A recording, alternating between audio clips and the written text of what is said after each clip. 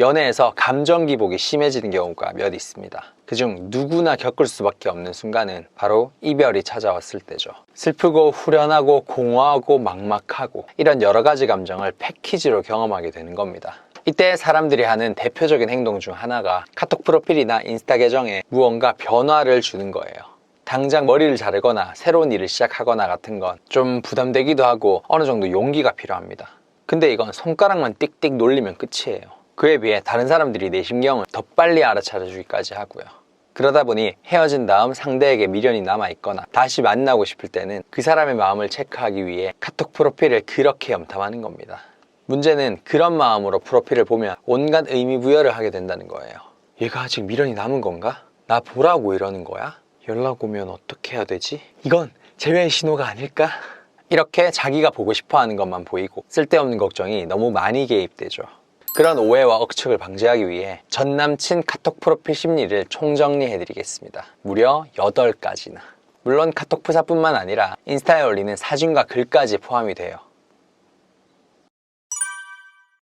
8가지나 되기 때문에 심호흡 한번 하고, 만약 오늘 알려드린 카톡 프사 상태 메시지의 해석을 듣고도 여전히 그의 심리가 긴가민가 하거나 나아가 재회 가능성까지 정확하게 알고 싶으시다면 댓글 링크에 있는 재회 가능성 계산기를 한번 사용해 보시기 바랍니다. 무려 3,200여 건의 이별 재회 상담 사례를 분석해서 만들었기 때문에 굉장히 정확도가 높고요. 단순히 가능성이 몇 %인지만 알려주는 게 아니라 현재 상대방의 심리까지 정확하게 해석해 드리니까 꼭 한번 써보세요.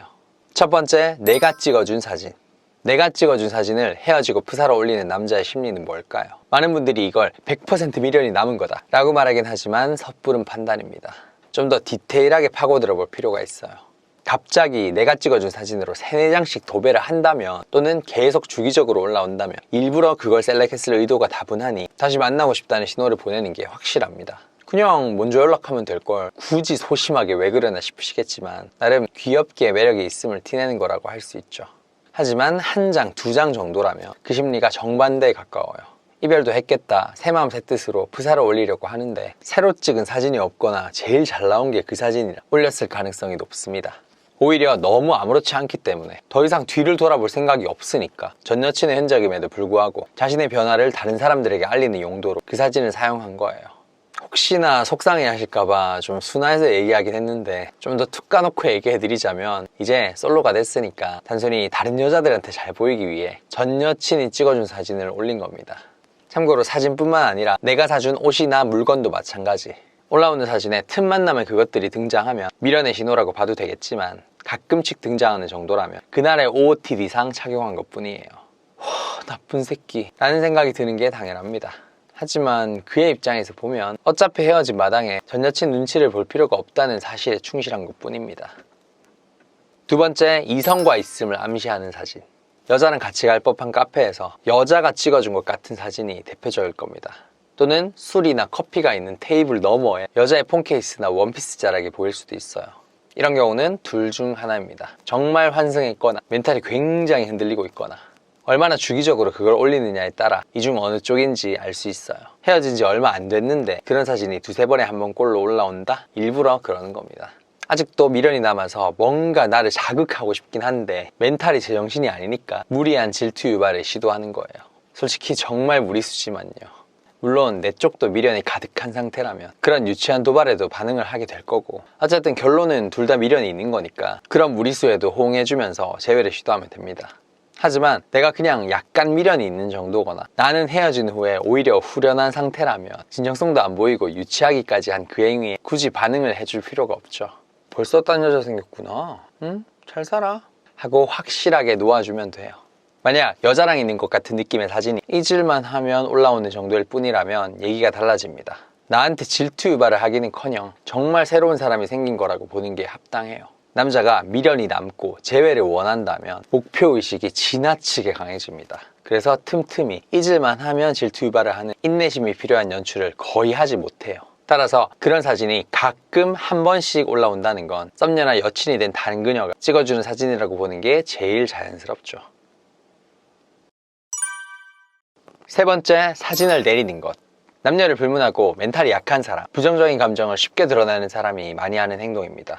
아 짜증나 힘들어 프사 내릴 거니까 아무도 나 건드리지 마 이면서 동시에 나 너무 힘들어 나 힘든 것 좀 알아줘 하는 이중심리가 공존하는 상태인 거예요.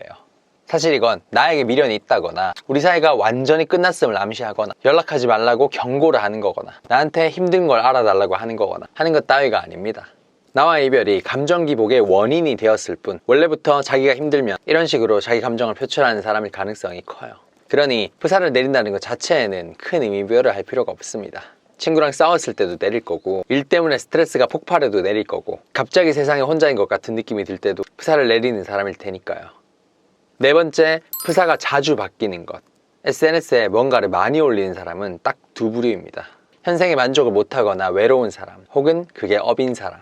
뭐 후자야 그것 자체가 일이니까 사진을 얼마나 많이 올리든 이별이랑은 별 상관이 없죠. 하지만 전자라면 심지어 사귈 때는 사진도 잘 안 올리다가 헤어진 후에 갑자기 사진을 며칠에 한 번씩 바꿔댄다면 잘 살고 있다고 나한테 확실하게 티를 내는 건 아니고요. 원래부터 외로움이 많은 남자였던 겁니다. 여자들은 기분 전환 삼아 프사를 바꿀 때도 많고 이제 솔로니까 여자들끼리 자주 붙어있게 되면 서로 사진 찍어줄 때가 많으니까 올릴 게 많아서 그런 걸 수도 있어요. 그런데 남자들끼리 모인다고 사진을 많이 찍게 되는 것도 아니고 프사 바꾸는 걸로 기분 전환을 할 만큼 감성에 충만한 사람은 많이 없습니다. 갑자기 사진 업로드 빈도가 늘어난 이유는 딱 하나뿐이에요. 외로우니까 공작새의 날개를 펼치기 시작한 거죠. 세상의 여자들이여 내게로 오라. 예비 썸녀들 보고 있니?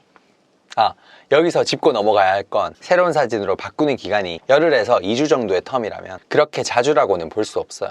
며칠에 한 번씩 일주일도 되지 않아서 꼬박꼬박 사진을 바꿔댈 때 빼박인 겁니다. 다섯 번째, 현실 도피 혹은 다짐 상태 메시지. 뜬금없이 이런 상태 메시지를 올리는 남자가 있어요. 위를 보며 걷자, 누군가에게 기대지 말자, 나의 마음을 알아주는 것은 오직 나뿐, 내 할 일을 하자 같은 스스로에 대한 다짐을 하는 말. 화무시비롱. 보고 싶은 것만 보려 하고 믿고 싶은 것만 믿으려 하는 사람보다 있는 그대로의 나를 봐주는 사람을 곁에 두자.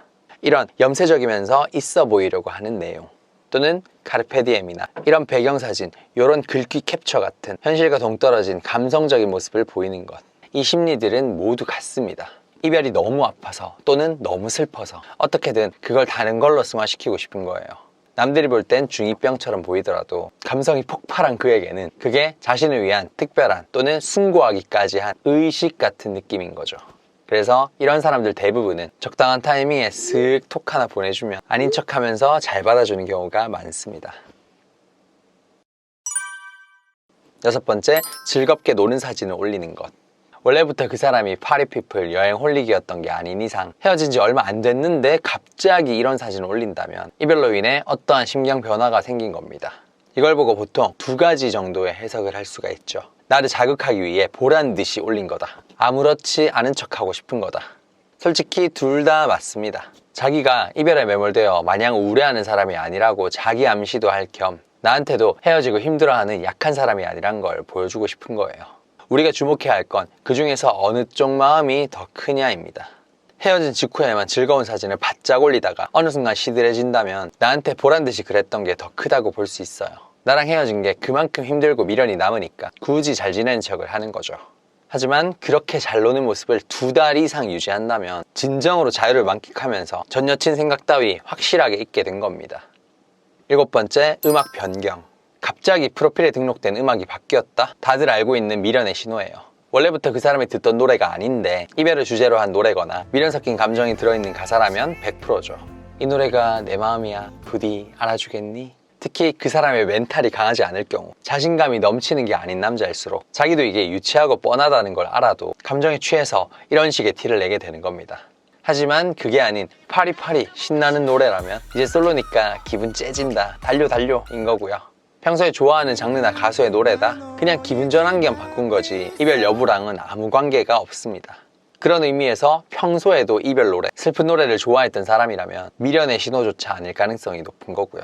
말해줘 지금 난 너의 여덟 번째, 변화 없음. 연애 때부터 하고 있던 프사나 배경, 심지어 내가 찍어주거나 골라준 사진을 그대로 하고 있는 걸 보면 이런 생각이 들기 마련이에요. 마음이 그렇게까지 변한 게 아닌 건가? 헤어지긴 했지만 아직 여지가 남아있다는 거야? 슬프게도 절대 아닙니다. 원래부터 1년에 한 번 정도 프사를 바꾸는 수준으로 아예 방치를 하던 사람이 아닌 이상은 오히려 정반대에 가까워요. 이 여자와 이별한 것에 크게 감정 기복이 심하지 않기 때문에 딱히 어떤 액션도 취하지 않는 겁니다. 그냥 자기 삶에만 충실하고 있는 거죠. 나한테 미련을 가지길 바라거나 재회를 하고 싶다면 이게 가장 안 좋은 신호예요. 정말 아웃 오브 안중이 되었다는 거니까. 이별 심리는 이렇게 카톡 프로필로 확실하게 해석되는 경우가 많긴 하지만 다른 변수들이 있을 수도 있습니다. 사실 모든 사람들이 카톡 프로필로만 자기 감정을 드러내는 건 아니니까요. 그래서 더 정확하게 상대의 이별 심리를 알고 싶다면 댓글 링크에 있는 재회 가능성 계산기를 사용해 보시는 걸 추천드립니다. 훨씬 디테일하고 진짜 정확해요. 이상 연애를 밝힌 남자 바쿠였습니다.